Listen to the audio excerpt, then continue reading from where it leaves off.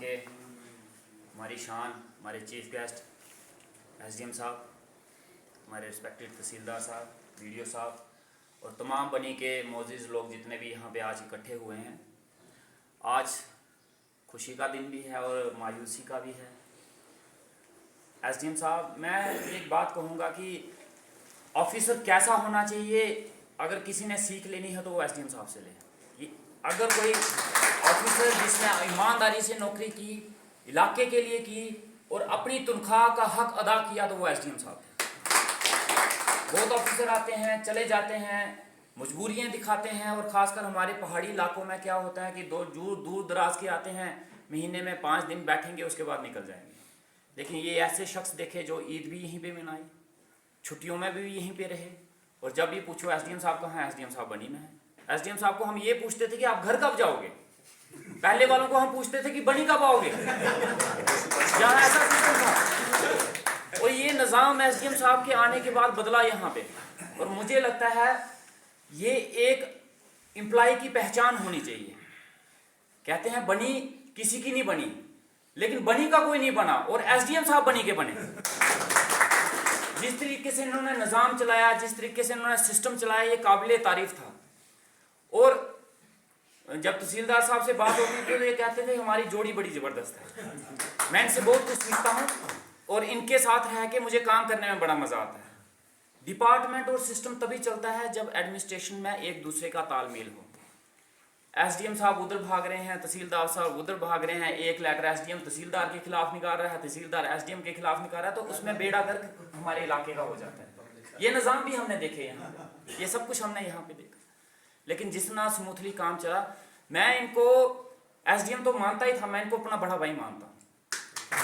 जिस तरीके से हर मोड़ पे, हर तरीके पे इन्होंने मुझे गाइड किया। मैं एमएलए जरूर बना हूँ, लेकिन मुझे एमएलए विरासत में नहीं मिली।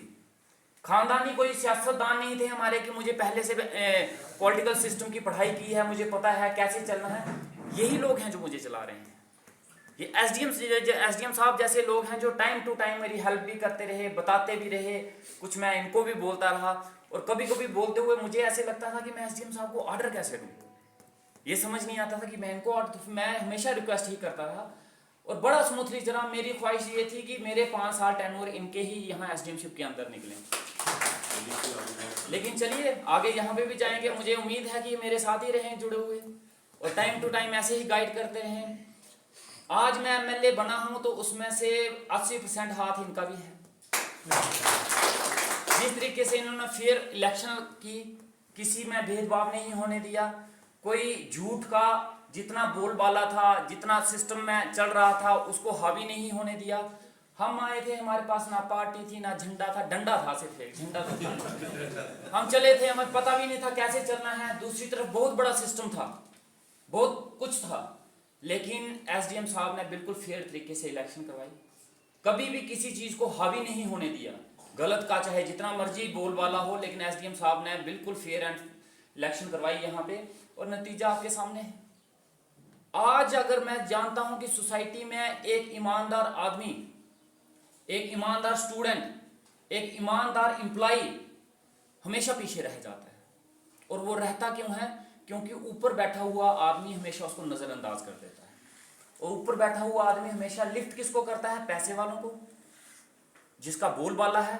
और उसके चक्कर में बड़े सारे अच्छे लोग पीछे रह जाते हैं। लेकिन जहां पे ऐसे जैसे ऑफिसर हों, मैं उम्मीद करता हूं और मुझे यकीन है ऐसा तबका जो काबिले तारीफ है और जो हक जिसको मिलना चाहिए वो कभी भी नजरअंदाज नहीं हो सकता। क्योंकि ऐसे लोग उन लोगों को कभी भी नजरअंदाज नहीं होने देते। इनके पास चाहे किसी भी बिरादरी का, किसी भी जाति का, किसी भी धर्म का आदमी आया, इन्होंने कभी उससे उसकी जात नहीं पूछी, उसका धर्म नहीं पूछा, कभी ये नहीं पूछा कि तू किसकी सिफारिश लेके आया है। और मैं हमेशा एक चीज मानता हूं, मैं कानून, लॉ एंड ऑर्डर को नहीं मानता। जो लॉ एंड ऑर्डर आदमी के काम रोके, जो लॉ एंड ऑर्डर एक गरीब आदमी के काम होने से रोक दे, उसको खून के आंसू रुलाए, मैं उसको कानून नहीं मानता। और जो इंसान कानून से हटके एक गरीब आदमी के आंसू पहुंचता है, उसके काम कर देता है, मैं उसी को कानून और उसी को ऑफिसर मानता हूं। और ये इसी तरीके से हमारे ये भी पहाड़ी हैं, मैं भी पहाड़ी हूं। हम पहाड़ी इलाके से आए हैं, और मैं जहाँ पे भी जाता हूँ इवन कि मैं सीएम साहब से भी इनकी तारीफ़ की थी। मैंने कहा वहीं के चली वहाँ पे बात कि कैसे बने, मैंने कहा एसडीएम साहब हैं एक हमारे वहाँ, क्या बात है उनकी, और कभी ये जाएंगे तो मैं इनको मिलाऊंगा ज़रूर। और मेरी इनकी ज़िंदगी की प्रमोशन का कारवां बनी से शुरू हुआ और मेरे एमएलएशिप का कारवां एसडीएम साहब से शुरू हुआ। और जहाँ पे भी जाएंगे शायद ये बनी को नहीं भूलेंगे और मैं इनको नहीं भूलूंगा। और मैं उम्मीद करता हूँ ऊपर वाला इनको तरक्की दे। और विंटर फेस्टिवल का सारा मेरे सिर नहीं जाता, एसडीएम से आपके सिर जाता है। मुझे टेंशन थी कि क्या होगा, शायद मैं कभी उस वक्त कठुआ में था, होगा कैसे समझ नहीं आ रही थी। बिजली का मसला था, पानी का मसला था। अच्छा पहले हम विंटर फेस्टिवल, पहले स्नो फेस्टिवल कराने लगे, पता चला स्नो ही चली गई। अब स्नो फेस्टिवल कैसे कराएं? फिर एसडीएम साहब ने बोला एक काम करते हैं, स्नो फेस्टिवल, स्नो काट देते हैं, विंटर रखते हैं। फिर विंटर फेस्टिवल का नाम आया। फिर पता चला पीछे कीचड़ ही कीचड़ बहुत है वहाँ पे। अच्छा लाइट का वहाँ नहीं है, पानी का सिस्टम नहीं है। एसडीएम साहब यहाँ से रात को उठ के 12 बजे एसडीएम साहब और तहसीलदार साहब वहाँ पे सरथल में थे, 1 बजे तक वहाँ रहते थे। और वहाँ से आना, पूरा प्रोग्राम अपने रहते वहाँ पे, हम लोग यहाँ पे पैंट कमीज प्रेस कर रहे थे और ये वहाँ पे प्रोग्राम सेट कर रहे थे। हम इस चक्कर में थे कि हम दिखेंगे कल कैसे, और इनको टेंशन ये थी कल प्रोग्राम होगा कैसे, इसलिए पूरा सारा इनके सिर जाता है। पूरी मेहनत, पूरी लगन से जिस तरीके से। और हमारी बनी का ये पहला विंटर फेस्टिवल था, शायद बनी के इतिहास में ये विंटर फेस्टिवल पहली बार हुआ है, और जिसका क्रेडिट हमेशा एसडीएम साहब के सिर ही रहेगा। इन्हीं उसका सहरा हमेशा एसडीएम साहब के सिर रहेगा। और तहसीलदार साहब और एसडीएम साहब ने जिस लगन से, और ये तोहफा दे के गए हैं एसडीएम साहब, हम बनी वालों के एक विंटर फेस्टिवल तोहफा दे के गए हैं। और ये फेस्टिवल सिर्फ एक बार नहीं, हम रहे ना रहे, कोई भी एमएलए आए, कोई भी एडमिनिस्ट्रेशन आए, कोई भी एसडीएम आए, ये पूरी जिंदगी विंटर फेस्टिवल चलेगा। ये बनी वालों को एक बहुत बड़ा तोहफा एसडीएम साहब दे के गए हैं, और इनकी वजह से हमें मिला है। और समर फेस्टिवल भी यहीं पे होगा, और वो भी उसी को जो टूरिज्म का कैलेंडर है उसमें रजिस्टर करवा दिया गया है। और बड़े अच्छे से काम हुआ, बड़े लगन से काम हुआ, बड़े मेहनत से काम हुआ। जैसे तहसीलदार साहब इनसे सीखते हैं, वैसे मैं भी इनसे बहुत कुछ सीखता हूँ। ये एक इंस्टीट्यूट है, एक कॉलेज है, एक लाइब्रेरी है।